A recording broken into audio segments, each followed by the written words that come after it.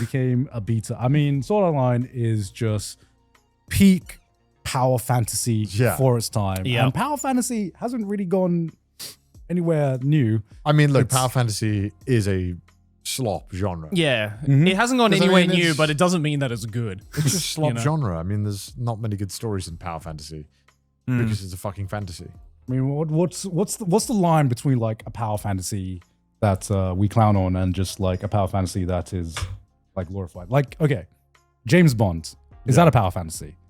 For I'd say. What do you define as a power fantasy? that's what I'm asking right now. That's what I want to know first. Yeah. What is your definition of a power Look, fantasy? James Bond, you know, like middle-aged white man, like a super spy, gets all the girls, saves the world. Yeah, there is definitely a power fantasy aspect. Yeah. Mm.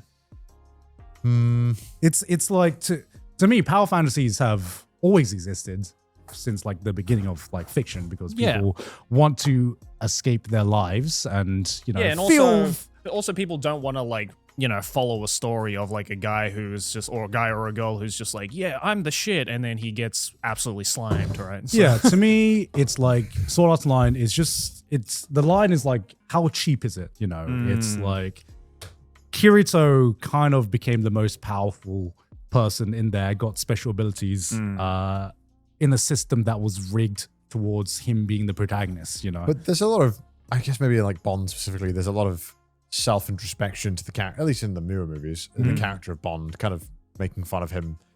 Everyone pointing out that he's weird and lonely, because he kind of is.